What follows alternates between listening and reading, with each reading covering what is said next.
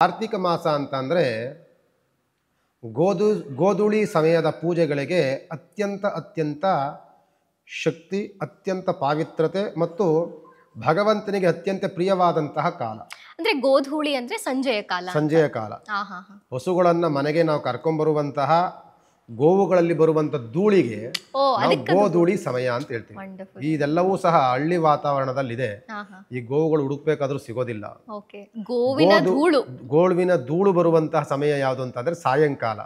ಈ ಪ್ರಾತಃ ಕಾಲ ಬರೋದಿಲ್ಲ. ಯಾಕೆ ಹೇಳಿ, ಇಬ್ಬನಿ ಬಿದ್ದಿರುತ್ತೆ ಬೆಳಿಗ್ಗೆನೆ, ನೀವು ಬಂದ್ರೂ ಧೂಳು ಬರಲ್ಲ. ಸಾಯಂಕಾಲ ಎಲ್ಲ ಬಿಸಿಲು ಬಂದು ಒಣಗಿರುತ್ತೆ, ಹಸುಗಳು ಬರಬೇಕಾದ್ರೆ ಧೂಳು ಇರ್ತಾ ಇರತ್ತೆ. ಅದಕ್ಕೆ ಗೋಧೂಳಿ ಸಮಯ, ಹಸು ಮನೆಗೆ ಬರುವಂತ ಸಮಯಕ್ಕೆ ಗೋಧೂಳಿ ಸಮಯ. ಅತ್ಯಂತ ಪಾವಿತ್ರತೆಯ ಮುಹೂರ್ತ ಸಿಗುವಂತ ಸಮಯ. ಒಂದು ಪ್ರಾತಃ ಕಾಲದಲ್ಲಿ ಮುಹೂರ್ತ ಸಿಗುತ್ತೆ, ಮತ್ತೆ ಸಾಯಂಕಾಲದಲ್ಲಿ ಗೋಧೂಳಿ ಸಮಯ ಅಂತ ಭಗವಂತನ ಉಪಾಸನೆ ಮಾಡ್ಲಿಕ್ಕೆ ಸಿಗುತ್ತೆ. ಗೋವುಗಳು ಅಂತ ಬಂದ ತಕ್ಷಣ ನಮ್ಗೆ ನೆನಪು ಬರುವಂತದ್ದು ಶಿವನ ವಾಹನ ನಂದಿ ನೆನಪು ಬರುತ್ತೆ. ಆದ್ದರಿಂದ ಕಾರ್ತಿಕ ಮಾಸದಲ್ಲಿ ಸಾಯಂಕಾಲದ ಪೂಜೆಗಳಿಗೆ ಅತ್ಯಂತ ಪಾವಿತ್ರತೆ ಇರುತ್ತೆ.